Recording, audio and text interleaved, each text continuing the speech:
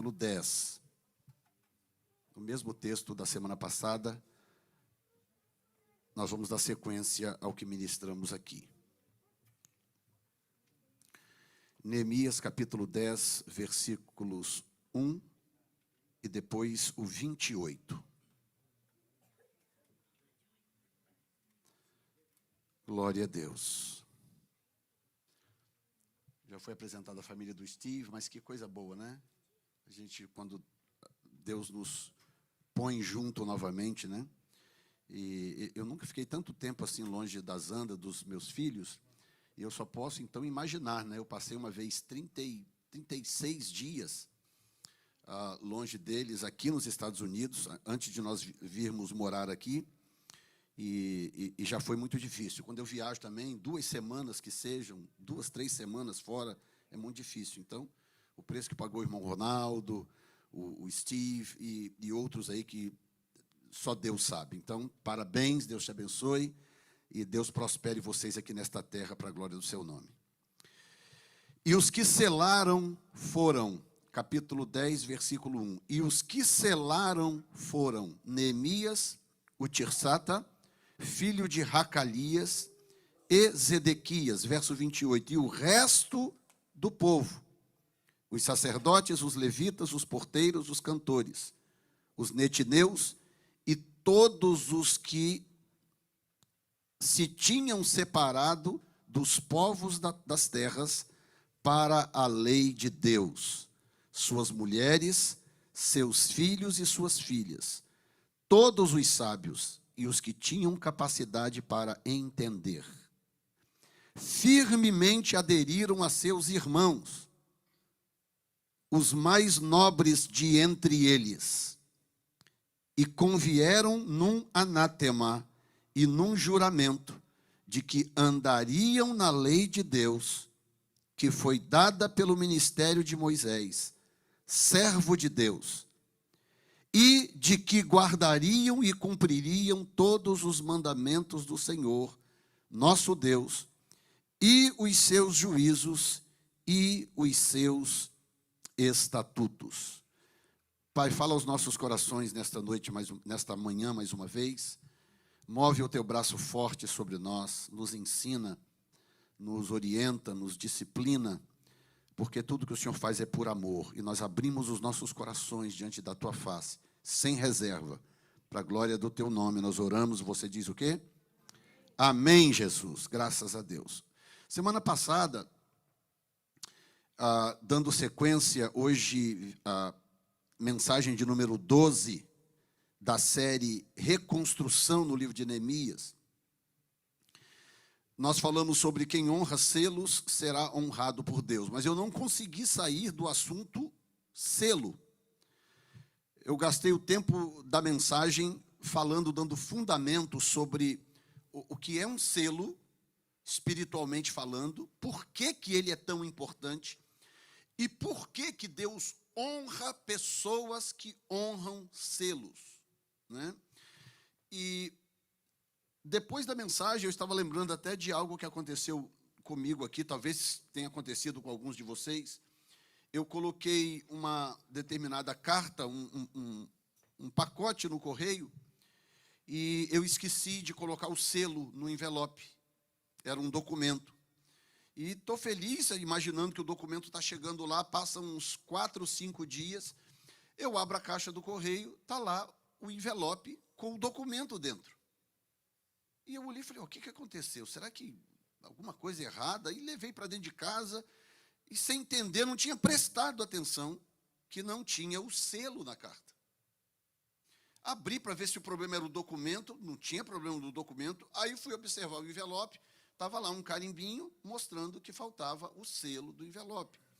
E o envelope estava correto, o envelope estava perfeito, o documento estava correto, a assinatura estava perfeita, estava tudo correto, mas faltava uma coisinha pequenininha desse tamanho que validasse aquilo, que tornasse possível o trânsito daquilo, que desse aquele envelope, eu vou usar um termo espiritual agora, que desse aquele envelope a autoridade para transitar no sistema e chegar até o seu destino final.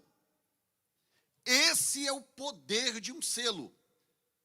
Quando você compreende que selo fala de assinatura, de postura final, de decisão sem volta. Por que minha carta voltou? A minha carta voltou porque ela não tinha um ingrediente que impedisse o seu retorno. Às vezes a gente fica indo back and forth, fazendo e desfazendo, vai e volta, não sabe se casa ou se compra uma bicicleta, não sabe que decisão toma na vida. As decisões são complicadas às vezes para algumas pessoas, inclusive coisas simples. As pessoas não sabem muito bem o que fazer. Normalmente são pessoas que têm dificuldade de entender o que um pacto é capaz de fazer. O que um selo representa. E eu citei 3 textos, eu vou dar aqui agora alguns outros, apenas como registro, eu não vou ler todos, porque o propósito hoje é dar sequência ao restante da mensagem. Mas eu citei alguns textos aqui, como, por exemplo, Cantares 8:6.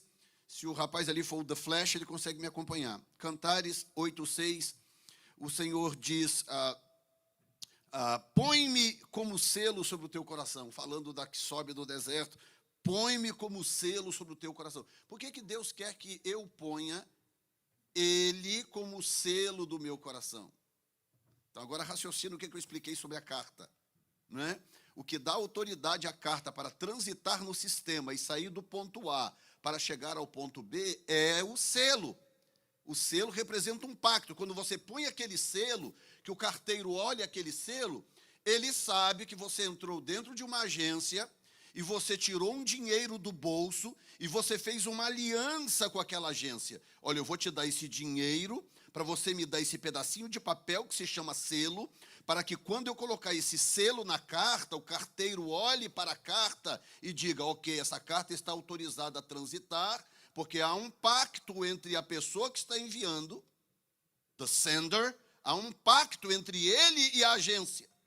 E esse pacto precisa ser honrado. Eu não posso mandar essa carta de volta, porque o selo diz que há um pacto entre as duas partes e que precisa ser cumprida. E o que o Senhor está dizendo para você e eu é que nós precisamos tê-lo como selo sobre o nosso coração. O que acontece se Deus for o selo do meu coração e do seu coração? Ninguém precisa te vigiar. Ninguém precisa montar campana na sua casa para ver o que você anda olhando na internet. Ninguém precisa te vigiar para ver como é que você se comporta quando você está fora de casa. Ninguém precisa vigiar você, porque Deus é o selo do seu coração. O seu comportamento será de acordo com o seu propósito de honrar este selo, este relacionamento. Em Romanos 4:11, Paulo diz que recebeu o sinal da circuncisão, selo da justiça da fé, quando estava na incircuncisão, falando que o selo da fé em Abraão era superior ao ato físico de cortar o prepúcio da pele do órgão genital masculino. Coisa que os judeus entenderam a vida inteira, que aquilo ali era mais importante. Aí vem Paulo e diz, não, vocês entenderam errado. Isso aqui é apenas a manifestação física. É isso aqui que eu estou explicando para você. É apenas a manifestação física de algo muito mais importante. Ah, pastor, então se eu não levar o 2x4 para casa, a minha oferta não será aceita? Não, isso aqui é apenas a manifestação, a concretude de algo muito mais importante. E eles não entenderam isso. Aí vem Paulo e diz, não, vocês entenderam errado. É o selo da fé que importa. Muito mais importante que qualquer coisa. Em 2 Coríntios 1:22, Paulo diz que Deus nos selou e deu o penhor do Espírito. Olha que coisa linda. Como que Deus sela algo? Deus sela algo. Também 1 Coríntios 9:2 diz também, vós sois o selo do meu apostolado. Efésios 1:13, tendo nele crido, foste selado. 2 Timóteo 2:19, todavia o fundamento de Deus fica firme, tendo este selo, o Senhor conhece os que são seus. Você percebe um padrão nesses textos que eu estou citando? E o padrão é, Deus não sela coisas com qualquer coisa. Não tem um texto só na Bíblia que diga que Deus selou alguma coisa com Miguel, que Deus tenha selado alguma coisa com Gabriel, que Deus tenha selado qualquer coisa com um arcanjo, com um querubim, um serafim. Não. É porque eles não prestam? Não, eles são maravilhosos, mas eles são criatura, eles são criados por Deus. Deus sela as coisas com o seu próprio espírito. Diga graças a Deus. E Apocalipse, capítulo 7, versículo 2, o texto onde fala sobre o selo do povo de Israel, diz: e vi outro anjo subir da banda do sol nascente, e que tinha o selo do Deus vivo. Capítulo 7 de Apocalipse, aí Deus diz assim: vai lá agora e sela todos os meus. Capítulo 13 de Apocalipse, você vê o diabo marcando os seus. Marcando, não chama selo. No capítulo 3 de Apocalipse, não diz que o diabo esteja selando os seus. Porque selo é um pacto de retidão, de fidelidade. Em Apocalipse 13, diz que ele marca os seus. Em Apocalipse 7, diz que Deus sela os seus. Sela os seus. E nós já sabemos, de acordo com 2 Coríntios, capítulo 1, versículo 22, nós já sabemos qual é o selo que Deus usa para selar os seus. É o seu próprio Espírito Santo. Você pode dizer: obrigado, Senhor, pelo teu Espírito Santo. E por fim, Ageu, capítulo 2, versículo 23, Deus falando com Zorobabel, e nesse texto, Zorobabel torna-se um tipo de Cristo. Zorobabel, para quem não sabe, foi o homem que Deus usou para começar a repatriar o povo da Babilônia de volta para Judá, do cativeiro babilônico. E ele foi, então, o primeiro rei, digamos assim, o primeiro líder de expressão, junto com Neemias, mas o papel de Neemias era outro, o papel de Neemias era restaurar, reconstruir a cidade, etc. Zorobabel ficou depois como representante, não havia um rei especificamente, porque a monarquia foi interrompida, então Zorobabel era esse cara, e ele foi usado por Deus para trazer restauração plena para o povo. E aí, nesse texto de Ageu, o Senhor diz para Zorobabel: e te farei como um anel de selar, porque te escolhi.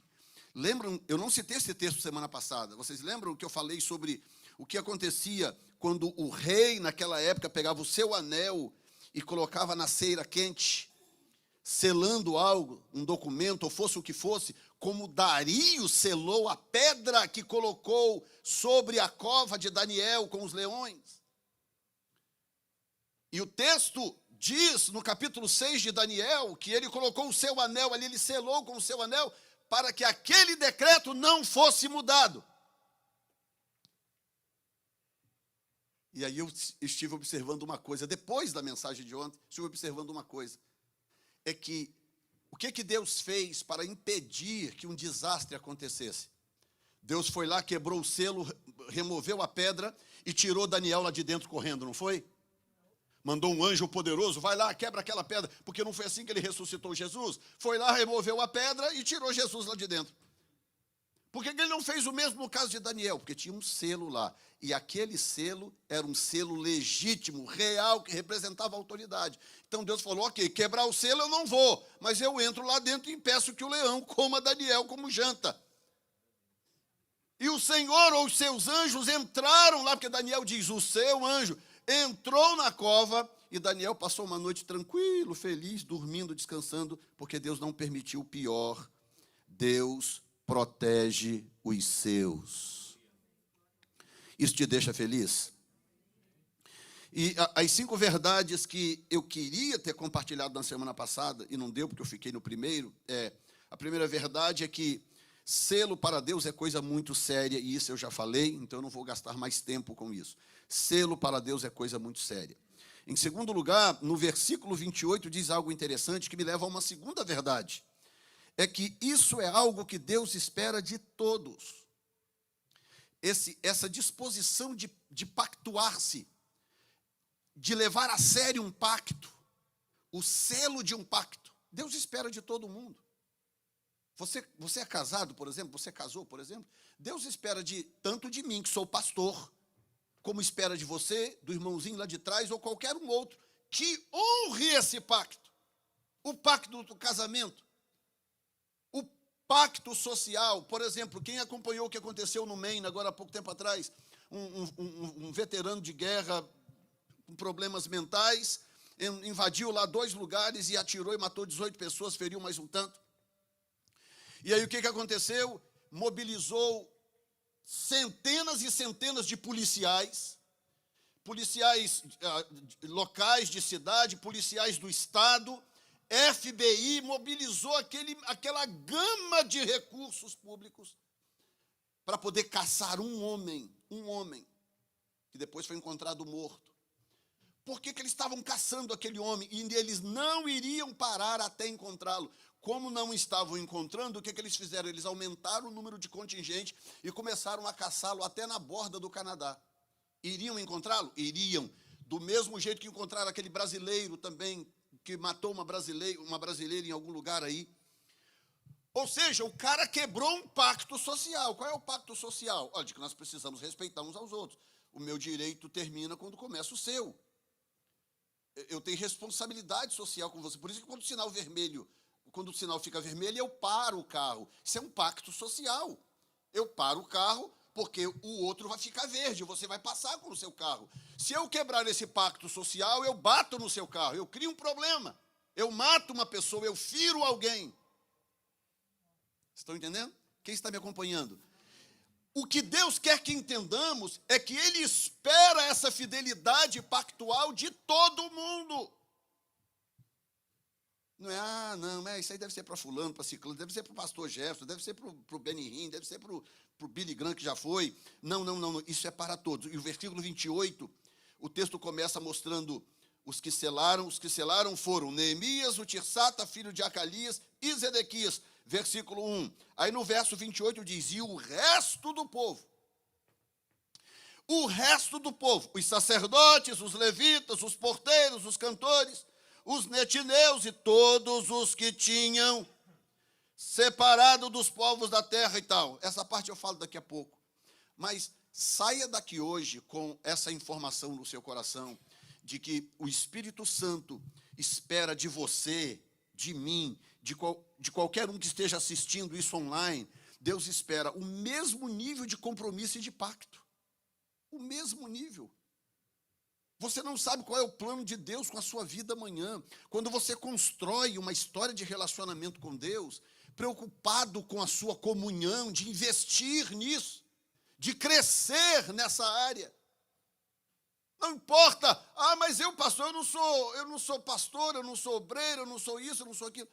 Não sei se você já estudou, por exemplo, a história do avivamento de Gales, do país de Gales, 1904. Foi um avivamento curto, mas devastador, de tão poderoso que foi. Está na história até hoje, para ser estudado. Sabe como que esse avivamento aconteceu? A igreja, na época, estava fria, aquela igreja sem vida, sem expressão, um povo que não adorava a Deus, aqueles inários mortos, e aquela coisa e tal. E havia um rapaz, que não era pastor, não era presbítero, não era evangelista, não era diácono, não era nada, não era ninguém, que matriculou-se numa escola bíblica para poder aprender um pouco da Bíblia, porque também não conhecia muito bem a Bíblia, chamado Evan Roberts. Esse rapaz, que era um rapaz normal, como um rapaz, 26 anos de idade. Ele não tinha ideia de que Deus tinha um plano de usá-lo para trazer um avivamento ao país de Gales. Não. Ele apenas era alimentado diariamente por uma fome de Deus, por um desejo por Deus, uma vontade de conhecer a Deus. Ele não sabia muito bem o que fazer, foi lá e se matriculou num seminário para estudar a Bíblia. O que aconteceu? Ele foi, mas não era aquilo não estava sustentando ele, não estava alimentando ele. Ele foi até um certo ponto e falou, quer saber, isso aqui não está dando certo. Largou aquele seminário de lado e se envolveu numa reunião de oração, começou a buscar a Deus, e aquilo que parecia não ser nada, de repente foi virando um mover de Deus que se tornou um avivamento nacional. Um avivamento nacional que não foi causado por um bispo, por um apóstolo, por um grande evangelista, por uma liderança de expressão na igreja. Não. Um avivamento que começou com um rapaz de 26 anos, com um grande desespero por Deus, começou a buscar a Deus. filho de mineiros que trabalhavam não é mineiros de Minas não, gente. Mineiros que trabalhavam nas minas de carvão no país de Gales. Você está me entendendo o que eu estou explicando? Deus está dizendo aqui no capítulo 28, e o resto do povo. E todos esses nomes aqui, que semana passada eu fiz questão de ler todos eles, e eu expliquei por quê. Esses nomes não estão aqui por acaso. Do versículo 2 para frente, aqueles nomes bonitos, que você pode inclusive escolher um deles para colocar no seu filho. Aqueles nomes bem bacanas. Todos os nomes estão aqui. Todos os nomes, são 85 nomes. Deus fez questão de anotar. E aí, há aqueles que acham que essas partes da Bíblia são partes enjoadas da Bíblia. Parte onde parece aquele monte de nome, que fulano gerou ciclano, que Beltrano não sei o quê, essas partes da Bíblia são partes enjoadas. Não, não, não. Esses nomes não estão lá por acaso. Um belo dia, hoje eu estou citando o nome de Evan Roberts. Por que eu estou citando o nome desse rapaz? Evan Roberts. Por quê? Porque esse rapaz fez por onde ter o seu nome registrado na história. O nome dele será citado ainda anos e anos à frente. Que você faça algo para Deus que torne o seu nome digno de ser citado na história. Que você não passe pela vida apenas como alguém que passou e viveu e a vida segue, vida que segue. Não, não, não, não, não. Faça algo que marque a sua história. Viva para Deus de forma que marque a sua história. Ah, pastor, o senhor está dizendo do meu nome ir para a biblioteca nacional em Washington? Não, não, não, não. Nem que sejam os seus filhos citarem o seu nome. Não, o papai foi uma pessoa fiel a Deus, extraordinário. Eu posso citar do meu avô. Meu pai não era crente. Não era. Mas o meu avô, pai da minha mãe, a história que eu ouvi a minha mãe contar a vida inteira é que ela cresceu vendo o pai ajoelhado na beira da cama orando.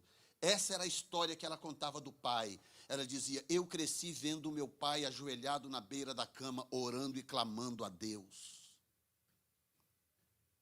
Seu Sebastião, senhor Sebastião de Souza. E quem era o seu Sebastião de Souza? Era um grande pregador, era um grande isso, um grande... Não, não, era analfabeto que aprendeu a ler um pouquinho na Bíblia. Analfabeto. Não tinha um diploma, não tinha nada. Mas ele deixou um registro na história para uma família, para um segmento social de que era um homem que buscava Deus. Um homem comprometido com Deus. Ou seja, o que Deus está esperando de nós é que voltemos a ser aquela igreja de Atos 2, uma igreja pactuada com os princípios da Bíblia, não importa a pressão social. Nós estamos vivendo um momento em que, se nós cedermos a essa pressão social que está aí, desta woke generation, uma geração comprometida com absolutamente nada, onde tudo pode ser feito, tudo é permitido, nada está fora das fronteiras, nós vamos nos perder. Porque ao longo da história a igreja sempre foi, eu poderia citar para vocês aqui, não vou fazer para não enjoá-los, mas poderia citar para vocês aqui N experiências de épocas, histórias sociais onde a igreja sempre foi o pêndulo. A igreja sempre foi o pêndulo. Você é o pêndulo de Deus. E o pêndulo, para quem não sabe, é aquilo que ele fica sempre posicionado por causa do peso que tem, a força da gravidade, ele fica sempre posicionado de forma ereta. Você pode mover a caixa de um lado para o outro, o pêndulo fica sempre reto. A igreja é esse pêndulo. A igreja tem que se reforçar na verdade, na palavra de Deus. Ah, pastor, mas as pessoas aí fora não acreditam mais nisso, pastor. Mas você então vai apostar a sua alma. Você vai correr o risco de comprometer a sua alma, porque algumas pessoas não aceitam a verdade das Escrituras. Eu não vou, você vai? Eu não vou. Eu prefiro errar tentando fazer o que a Bíblia diz, do que errar propositalmente me levantando contra a palavra de Deus. O que essa geração aqui está fazendo, essa geração de Neemias, é exatamente isso. Eles chegaram depois de 70 anos de cativeiro, eles se aproximam de Deus, buscando a Deus perdão, restauração, buscando de Deus uma nova chance, uma nova oportunidade para reconstruir a cidade, reconstruir o templo, reconstruir o culto. E olha que coisa tremenda, deixa eu mostrar algo para vocês aqui rapidamente, no livro anterior ao de Neemias, que é o livro de Esdras. Vejam isso, capítulo...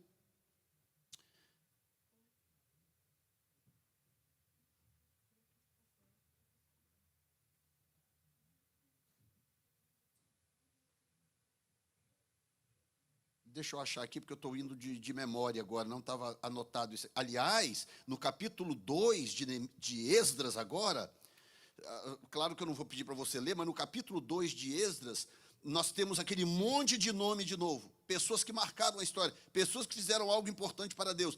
Olha só como começa o 2, só para você ter uma ideia. Estes são os filhos da província que subiram do cativeiro, dos transportados que Nabucodonosor, rei da Babilônia, tinha levado para a Babilônia, e tornaram a Jerusalém e a Judá, cada um para a sua casa, voltaram.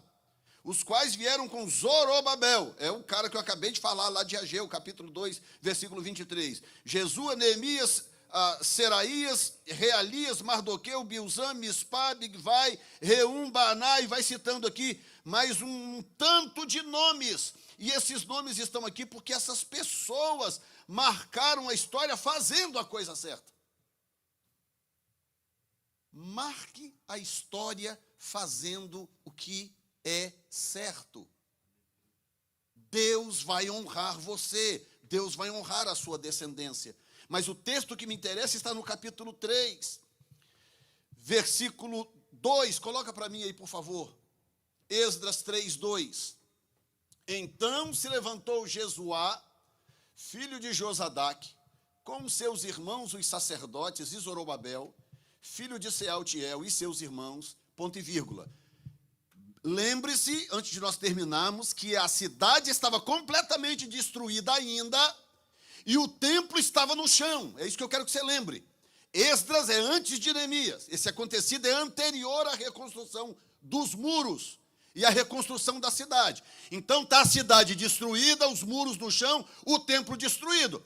Aí vem Esdras, Zorobabel e os seus e diz: e edificaram o altar do Deus de Israel para oferecerem sobre ele holocaustos, como está escrito na lei de Moisés, homem de Deus. Então, olha que loucura!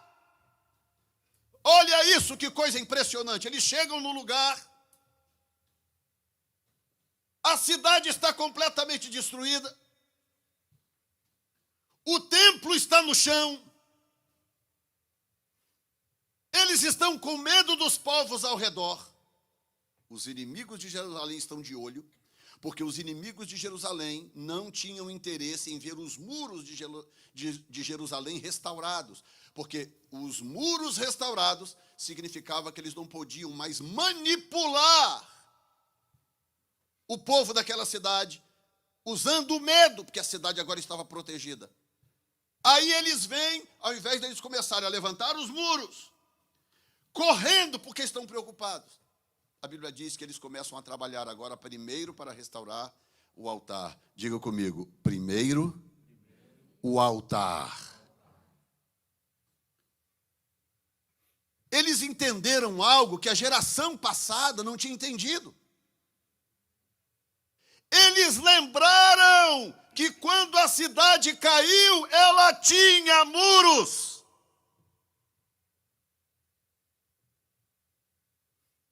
A cidade não caiu porque faltava muros. Não, a cidade caiu porque faltava altar. Faltava vida. Faltava relacionamento. Faltava selo.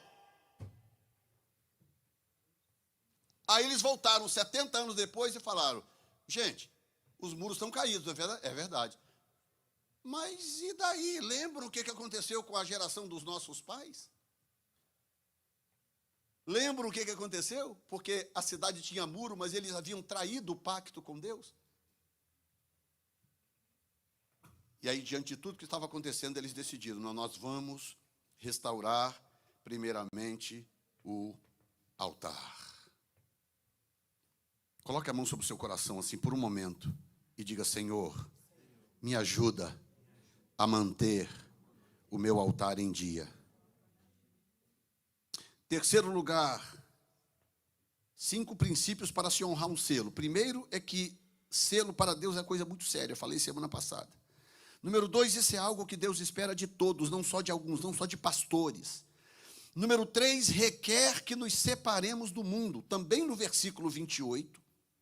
No versículo 28 diz claramente, diz, os netineus e todos os que tinham separado dos povos das terras para a lei de Deus. A expectativa de Deus é que Jesus, na sua oração, Jesus disse algo interessante. Jesus disse: não peço que os tires do mundo, mas que os livre do mal. Então, a expectativa de Deus não é que você se isole no mosteiro. É aquela mentalidade ultrapassada da Idade Média e que ainda perdura até hoje. As pessoas que vão se isolam, se trancam em conventos, porque não podem se contaminar, não querem se envolver com as deficiências das pessoas, com a falha das pessoas, ou algo dessa natureza. Não. Não é isso que Deus está pedindo. Eu vou me isolar no mosteiro. Não adianta eu me isolar no mosteiro, os meus pecados vão comigo. As minhas falhas me acompanham. Então Jesus diz: não peço que os tire do mundo, apenas os livre do mal. Esse livrar do mal é exatamente eu permitir que ele se assenhore do meu coração e ele molde o meu coração. Porque do momento que eu aceito Jesus até o dia do arrebatamento da igreja, ou o dia que a minha senha for chamada, durante todo esse período haverá uma guerra ininterrupta sobre 2 naturezas dentro de mim. É o que Paulo diz em Romanos. Ele fala: miserável homem que sou, quem vai me livrar do corpo desta morte? Mas graças a Deus por Jesus Cristo. Essa guerra não vai acabar nunca, esqueça. Só quando nós formos chamados. Até lá, eu tenho que acordar todas as manhãs disposto a dizer não para aquilo que vai me contaminar. Eu tenho que acordar todos os dias disposto a dizer não para aquilo que não vai me edificar. Isso serve para homens e para mulheres. Aí sabe o que acontece? Isso agrada a Deus de uma forma. Isso agrada a Deus de uma forma. E é tão impressionante que em nenhum momento Deus exige de você e de mim perfeição absoluta. Deus não é aquela madrasta ruim que fica com a palmatória na mão só esperando você pisar fora da bola para ir lá e pá, você com a palmatória. Ou com uma cajadada na sua cabeça. Não. A expectativa de Deus é apenas que eu não pare de tentar. Não pare de tentar. Continue tentando. Continue correndo a corrida, diz Paulo. Continue correndo a corrida, continue fazendo a sua parte. Não se venda, não desanime, não perca o ânimo, não perca a fé. Não perca a expectativa, porque o próprio Senhor disse que ele vai voltar num tempo que ninguém espera. Fica todo mundo aí tentando calcular a volta de Jesus. Todo dia aparece um maluco aí na internet dizendo que descobriu quando que Jesus vai voltar. Mesmo depois dele ter dito: esse dia e hora ninguém sabe senão o Pai. E vai acontecer quando menos esperarmos. Dá uma olhadinha no cenário mundial. Veja se não estamos caminhando para algo chamado Apocalipse. Veja se nós não estamos caminhando exatamente para lá. Vai acontecer quando nós menos esperarmos. Amém? E quarto lugar, requer disposição para entender. no próprio versículo 28. O texto diz: e o resto do povo, os sacerdotes, levitas, porteiros, cantores, netineus e todos os que tinham separado dos povos da terra para a lei de Deus, mulheres, seus filhos e suas filhas, todos os sábios e os que tinham capacidade para entender. Eu fiquei puzzled com... Eu estou lendo uma versão diferente desta, né, que a gente diz todos os que tinham conhecimento e entendimento. Eu estou lendo a versão corrigida, aquela é a versão atualizada. E quando eu deparei por isso aqui, eu falei, mas gente, então, todos os que tinham capacidade, ou que tinham capacidade para entender. Aí eu pensei comigo, primeira coisa que veio no meu coração, e os que não tinham capacidade para entender, como é que faziam? Aí eu pensei, não, alguma coisa está errada com isso aqui, deixa eu checar o original. Aí fui para o original, para o hebraico. E a palavra ali não é capacidade. A palavra ali é disposição. Capacidade dá a impressão que, ok, de um QI para cima, vocês estão ok. Desse QI para baixo, vocês estão no sal. Isso soa injusto, isso não soa correto, não soa reto.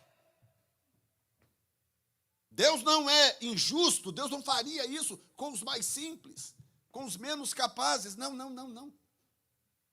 O que ele está falando é o seguinte, ok, fulano, ciclano, beltrano, o resto do povo, os sacerdotes, os levitas e os que tinham disposição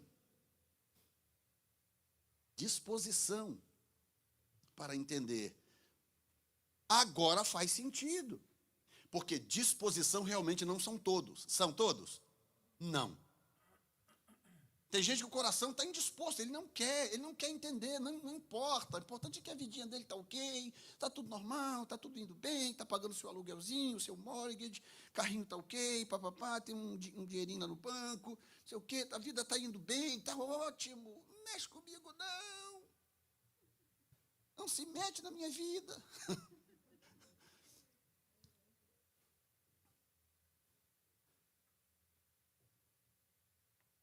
Ah, meu irmão, quando Jesus veio, ele encontrou uma turma assim, e eram todos religiosos. Você não fica apavorado de saber que Jesus veio e ele foi buscar os seus discípulos todos na rua, na beira dos mares, nas praças, gente que qualquer um de nós rejeitaria, ele foi lá e escolheu esses como discípulos.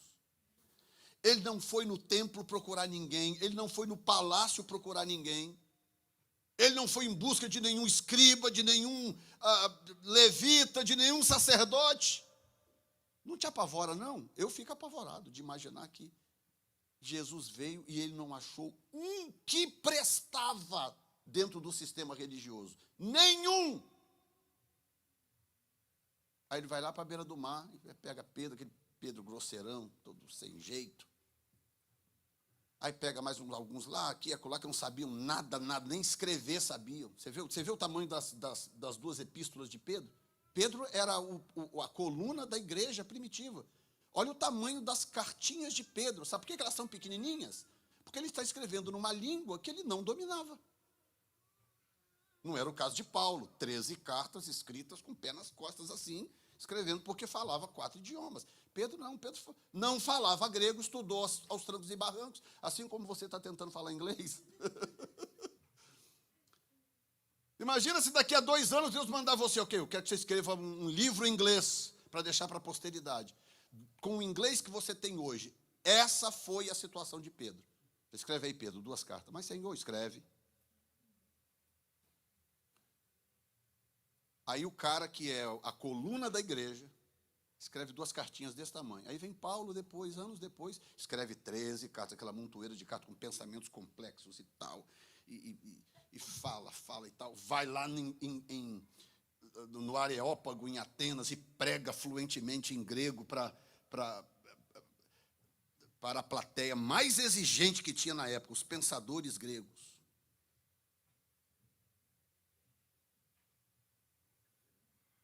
Mas Pedro tinha algo. aquele jeitão grosseirão que Jesus foi moldando, discipulando. Eu prefiro um grosseiro que aceite ser discipulado do que alguém com vestes religiosas que acham que já sabem tudo. Por que eu prefiro? Porque Jesus também preferia. E olha que Jesus deu umas pauladas naquele povo, hein? Jesus, meu Deus, aquele Pedro sofreu. Porque Jesus não deixou barato. Chamou ele até de Satanás. Mas tinha algo com Pedro, com Tiago, com João, com aquele povo daquela época, que Jesus escolheu, que é o que falta em muita gente hoje. Disposição para entender. Quantas vezes eles chegaram para Jesus e falaram: Senhor, explica para nós melhor essa parábola. Jesus contava uma parábola. Aí, ok, contava a parábola, a multidão ia toda embora. Ah, ok, terminou o culto, Senhor, terminou. Todo mundo ia embora. Aí vinha Pedro, Tiago e João e falava: Senhor, explica para a gente essa parábola, nós não entendemos não. Eles não entenderam, os outros também não entenderam. Mas os outros não se incomodavam de não entender. Eles não se incomodavam. Eles iam embora. Aí Jesus vira para os discípulos e fala assim, a parábola, por exemplo, da semente, né? Do semeador. E o semeador saiu a semear. Lembra? Marcos 4. Aí Jesus conta a parábola, todo mundo vai embora. Aí vem os discípulos: Senhor, explica para a gente essa parábola. Aí Jesus vem e começa a explicar. Quando Jesus está explicando, Jesus vira para os discípulos e diz assim: eu falo com eles em parábolas. Sabe por quê? Para que ouvindo não entendam e vendo não percebam, para que não se convertam dos seus maus caminhos, que foi a promessa que Deus fez no Velho Testamento, porque eles provocaram a Deus no Velho Testamento, pecando contra Deus, morrendo pelo deserto, depois de terem visto os maiores. Você nunca viu um mar abrir, já? Já viu alguma vez? Você já viu alguma vez uma coluna de fumaça acompanhando você o dia inteiro? Uma coluna de fumaça à noite, uma coluna de fumaça de dia, uma coluna de fogo à noite, sim ou não? Você já viu uma rocha abrir e sair água lá de dentro alguma vez na sua vida? Não. Já caiu maná no terreno da sua casa? Também não. Eles viram tudo isso e pecaram contra Deus. Não queriam entender. Capiche? Não queriam entender. Aí rebelião, é aquela coisa. Aí Deus se irou no deserto e falou com eles: vocês não vão entrar no meu descanso. E nós, os seres humanos, nós temos um problema em relação a Deus. É que a gente acha que passa o tempo, Deus esquece. A gente acha que Deus é aquele velhinho que está com a memória fraca. O tempo vai passar, vamos me fingir de morto aqui, Deus vai esquecer. Passaram-se 2000 e tantos anos. Aí vem Jesus. Aí Jesus começa a falar em códigos. Aí ele disse: sabe por que eu estou falando em parábola? Para que eles não entendam. Porque se eles entenderem, eles vão se arrepender e eu vou ter que perdoá-los. Eu estou falando em parábola para que eles não entendam e não se arrependam. Meu Deus, que pânico. Pensar que eu posso irritar a Deus a ponto de Deus falar: ok, a partir de hoje não quero que você se arrependa mais. Eu não vou deixar você entender mais as coisas. Você não vai mais se arrepender a partir de hoje. Olha o que diz Romanos 1. Sabe por que a sociedade está desse jeito? Está todo mundo aí, quem é homem se acha mulher, quem é mulher se acha homem. Agora tinha um grupo em Nova York, há pouco tempo atrás, parado lá em frente, não sei se é a prefeitura, um lugar em Nova York, reivindicando o direito de ser cachorro. Vocês viram isso? Vocês não viram isso? Um grupo lá de umas 200 e tantas pessoas, reivindicando o direito de serem reconhecidos cachorros. Você sabe por que a sociedade está assim? Leia Romanos, capítulo 1, do versículo 11 em diante, você vai entender. Deus disse: eu os entreguei às suas paixões infames para desonrarem os seus corpos entre si. porque eles adoraram uma criatura mais do que o Criador, que é bendito e eterno para sempre, ou bendito eternamente. Esse lado de Deus as pessoas não pregam, porque hoje em dia, não, Deus é amor. Gente, Deus ama todo mundo. Aí fica essa coisa lá, pregadores muito mais com cara de batata. Eu ia falar outra coisa, mas vou ficar por aqui mesmo. Com cara de batata crua. Não, Deus é amor, não sei o que e tal. E esses dias está circulando um vídeo por aí, onde aparece um pastor, né? Entre aspas, um pastor, com um casalzinho de coisa do lado. E aí, eles falando o seguinte: é possível adorar a Deus sendo, né?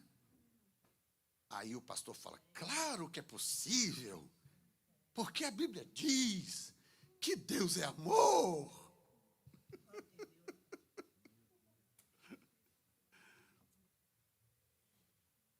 O que as pessoas estão entendendo como amor é o seguinte: você está indo para um precipício e vai cair. Eu não posso gritar para você: ei, você vai cair no precipício. Se eu gritar, isso é discurso de ódio.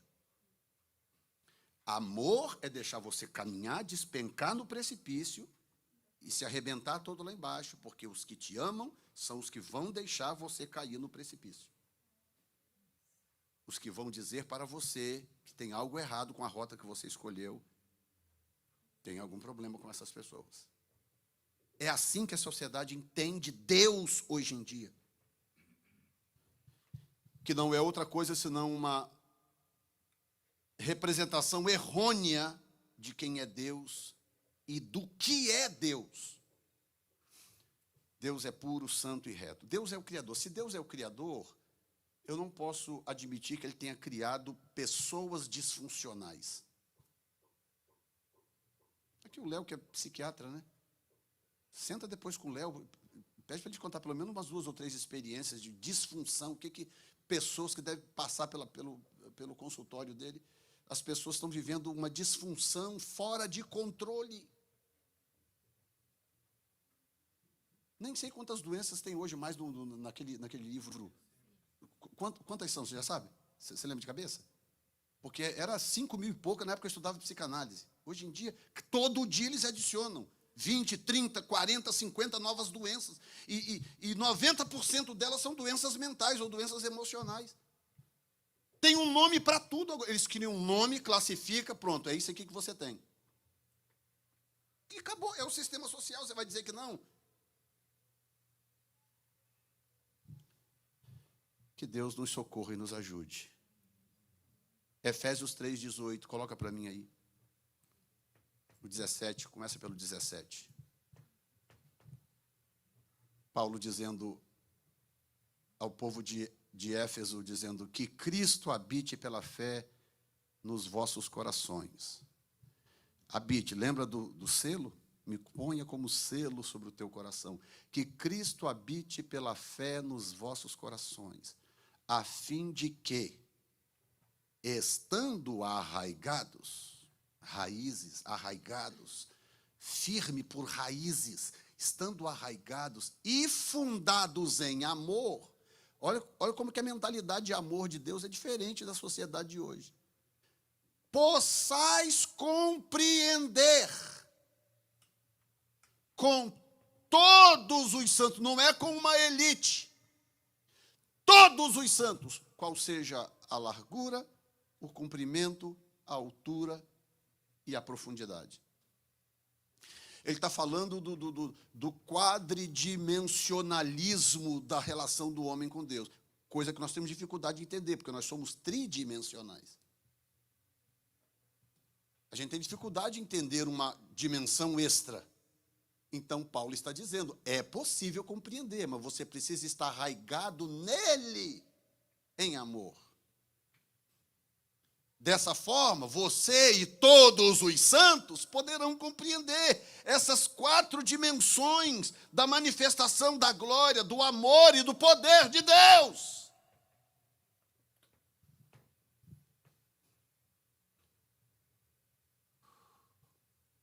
Digo graças a Deus. E número 5, terminando. 5 princípios para honrar um selo. Primeiro, selo para Deus é coisa séria. Número 2, isto é algo que Deus espera de todos, não de alguns, de uma elite, ou de alguns super santos. Número 3, requer que nos separemos do mundo. Não é sair do mundo, mas viver diferente do mundo. Número 4, requer disposição para entender. Você tem que querer entender. Se você quiser entender, você vai buscar.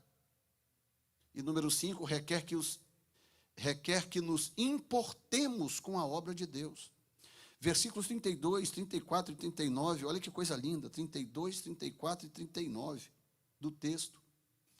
O 32 diz: também sobre nós pusemos preceitos, impondo-nos cada ano a terça parte de um ciclo para o ministério da casa do Senhor. Tinha um templo inteiro para reconstruir. Por que você acha que eu estou fazendo a campanha do 2x4, ou seja, chame como quiser? Porque nós temos um templo para comprar. E vamos comprar como? Aí tinha um templo para reconstruir, tudo jogado pelo chão, as pedras amontoadas uma em cima da outra. Ok, como é que nós vamos reconstruir isso aqui? Ok, também sobre nós pusemos preceitos, impondo-nos cada ano a terça parte de um ciclo para o ministério da casa do nosso Deus. Verso 34, também lançamos as sortes sobre os sacerdotes, levitas e o povo, acerca da oferta da lenha. Olha aí, tinha a campanha do Tchubaifola também. Está achando que isso é invenção minha? Ou isso aqui não é lenha? Também lançamos as sortes entre os sacerdotes, levitas e o povo, acerca da oferta da lenha, que se havia de trazer à casa do nosso Deus, segundo as casas dos nossos pais, a tempos determinados, de ano em ano, para se queimar sobre o altar do Senhor nosso Deus, como está escrito na lei. E 39. Porque aquelas câmaras, os filhos de Israel e os filhos de Levi, devem trazer trazer ofertas alçadas do grão, mais oferta, do mosto e do azeite, porquanto ali estão os utensílios do santuário, como também os sacerdotes que ministram, e os porteiros e os cantores, ponto e vírgula, e que assim não desampararíamos a casa do nosso Deus. Parece até que eu planejei esse texto para a campanha. Essa é a 12ª mensagem que eu estou pregando sobre o livro de Neemias. E não planejei que esse texto caísse exatamente num dia como hoje. Poderia ter caído domingo passado. Mas o que isso está nos ensinando, afinal de contas? Que dentre as outras 4 coisas que falamos, 5 princípios para honrar o selo, requer que nos importemos com a obra de Deus. Deixa eu te explicar uma coisa. Você sabia que a obra de Deus é mais importante do que qualquer outra coisa que você possa fazer aqui na face da terra? Qualquer coisa. Eu, por exemplo, eu deixei muita coisa para poder viver para a obra de Deus, com vários limites. Foi opção, em parte, mas, em parte, um mandato de Deus. Eu poderia estar fazendo mais ou construindo mais, humanamente falando? Poderia. Mas a pergunta é, quando tudo isso passar, o que terá valido mais a pena? No meu caso, por causa do meu chamado ministerial, o que terá valido mais a pena? Eu ter montado uma companhia de não sei o quê, ter feito não sei quantos mil ou milhões por ano e não sei o quê. É isso que vai contar? Ou vai contar o fato de eu ter ganho almas para Jesus, discipulado gente, ensinado pessoas, socorrido famílias, tentado salvar casamentos? O que vai contar mais para Deus no dia da prestação de conta para Jefferson Neto? E aí você pergunta para você mesmo, o que vai contar mais para você no dia dos galardões? Vai contar mais para você ter trocado de carro ou ter comprado um 2x4 desse aqui para construir um templo para Deus? O que vai contar mais para Deus no dia do acerto dos galardões? Ah, muito bem, Valtair, que parabéns, você trocou de carro 8 vezes, aqui está o teu galardão. Que interessa isso para Deus? Hoje eu dirijo um carro bom, mas teve uma época que eu dei um carro, Deus mandou dar o único carro que eu tinha para uma pessoa. A Zanda lembra disso, o único carro que eu tinha. Deus falou comigo, dá para fulano. E eu, que não sou bobo nem nada, fiz um monte de prova. Não, isso não é possível que Deus está mandando eu dar o único carro que eu tenho para alguém. E fiquei naquela peleja ali, orando, Senhor, não sei o que, não sei o que, não sei o que, não teve jeito. Quando a voz é de Deus, ela não desaparece. Tive que dar o carro para alguém, mas dei. Aquela coisa que você faz assim, sabe? Oi, irmão, tudo bem? Deus. Deus mandou eu te abençoar, Deus mandou eu te dar esse carro aqui, pega aqui. Pega. Deus mandou eu te dar. Deus mandou, irmão. Aquela coisa assim, não tem jeito, você tem que dar, tem que entregar.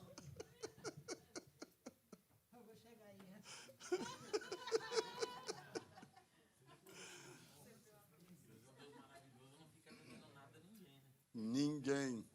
Aí sabe o que aconteceu? Ok, mas eu não podia ficar a pé, né? Aí tinha uma irmã na igreja na época que ela trabalhava num consultório dentário e ela chegava de manhã, ficava o dia inteiro parada lá e só saía no final do dia. Aí ela virou para mim e falou, pastor, já que o senhor está sem carro, faz o seguinte, o senhor pode passar lá com a pastora no consultório, pega o carro, usa durante o dia e me devolve no final do dia para eu poder ir embora para casa. Aí eu fiz isso umas 2 semanas, uma semana ou 2 que fosse, mas não estava confortável. Falei, não quer saber de uma coisa? Vou dar um jeito, vou comprar um carro. Mas eu não tinha dinheiro. Eu tinha dado o meu Intrepid esqueci a marca, meu Deus, aquele do carneiro, como é que chama? Da Dodge. Aí, procurei, achei um jipinho. Aquele jipinho antigo, lembra? Lembra do Daktari? Daquele filme do Daktari? Aí um irmão da igreja, muito engraçado, apelidou meu carro de Daktari. E aquele jipinho quadradinho, com as quinas tão fortes que se você bater a mão, você cortava. Aquele quadrado. E eu entrei naquele Daktari, meu filho, dirigi aquele Daktari ali uns meses. E bom o carrinho estava bom demais. Quando eu saí dele, porque Deus abriu outras portas, deu até tristeza, que o carrinho estava bom, mas foi embora. Agora, você acha que para Deus tanto faz se eu estou dirigindo o Daktari, se eu estou dirigindo uma caminhonete? Você acha que faz diferença? Deus tem prazer como pai de te dar coisas boas, não estou dizendo o contrário disso. Sim, é verdade. Mas considerando o destino para onde você está indo, você acha que conta muito? Se você está dirigindo uma BMW, ou se você está dirigindo um Civiczinho velho? Sim ou não?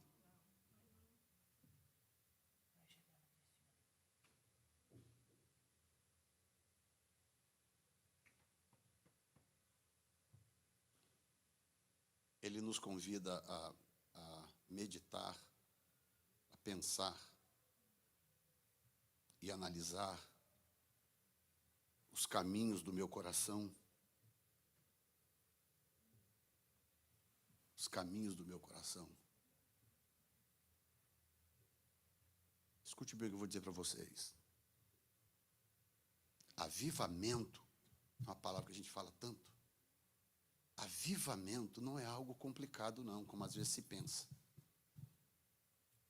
Avivamento, na verdade, é a rendição absoluta de um povo a Deus. Rendição absoluta. Eu vou terminar dizendo isso. Quando o Evan Roberts começou a estourar um avivamento no país de Gales, que ele ficava passando pelas igrejas, ele não tinha uma igreja, ele não era pastor. Ele era um jovem que foi cheio de Deus, cheio de graça, e ele começou a espalhar avivamento por onde ele passava. Então, o que as pessoas faziam? As pessoas ficavam tentando descobrir em qual igreja que ele ia, as pessoas poderiam afluir para lá. Então, quando ele descobriu isso, o que ele fez? Ele parou de anunciar em qual igreja ele iria. Então, do nada, ele aparecia numa determinada igreja. Mas também não adiantava, porque quando ele aparecia naquela igreja, as pessoas que estavam nos cultos em volta, todo mundo saía das igrejas e vinham para aquela igreja. Ele percebeu que não resolveu. O que ele fez? Ele passou a ir nas igrejas e, ao invés de pregar, ele ficava quieto, sentado lá no meio do auditório, e às vezes ele levantava, e a única coisa que ele fazia era dizer para o povo: eu estou aqui para dizer para vocês que eu estou indo embora, mas Jesus está aqui neste lugar. E o que está acontecendo aqui nesta igreja não é por causa de Evan Roberts, o que está acontecendo nesta igreja é porque Jesus está aqui neste lugar. E ele ia embora, ficava 10 minutos naquela igreja e ia embora, ninguém sabia para onde ele ia embora. Aí cruzava a cidade e ia numa outra igrejinha lá, não sei aonde. E assim ele foi fazendo, por meses, meses e meses e meses.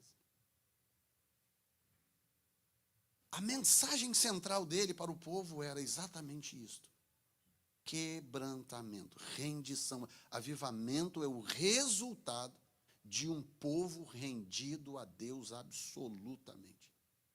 Absolutamente. É quando o meu ego não dita mais as regras, não conta mais. E para que isso aconteça, às vezes eu preciso ser quebrado a esse ponto. Acredite no que eu vou te dizer, nós não nos rendemos por opção. Nós não nos rendemos porque nós somos bons. Nós nos rendemos porque Ele nos quebra. E ao nos quebrar, então, a gente se rende, porque a gente entende que precisa de rendição. E é aí que o Espírito dele começa a se mover de uma forma extraordinária. E fazer coisas inimagináveis no meio do seu povo. Tem alguém aqui ainda? Coloque-se de pé, então, por gentileza.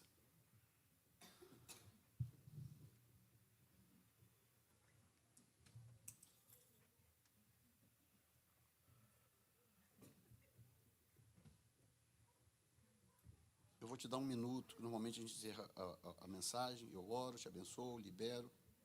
Hoje eu vou te dar um minuto para você exercitar a rendição. Eu vou te dar um minuto para você fazer interiormente aquilo que eu não posso fazer por você, que ninguém pode fazer por você. Tem que ser você. Tem que ser você.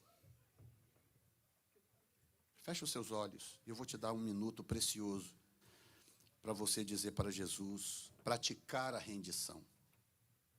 Nem que seja para você dizer: Senhor, me ensina a me render. Eu não sei exatamente como fazer, mas o Senhor, por favor, me ensina. Como que eu faço para me render? Como que eu faço para me quebrantar diante da Tua presença? Me ajuda, Senhor. Dirige os meus passos, dirige o meu coração.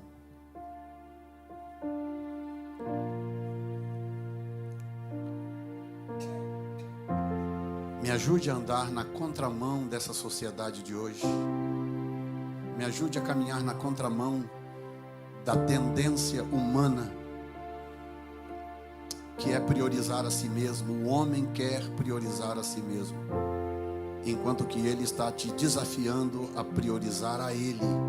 Ele quer ser prioridade na minha vida, na sua vida.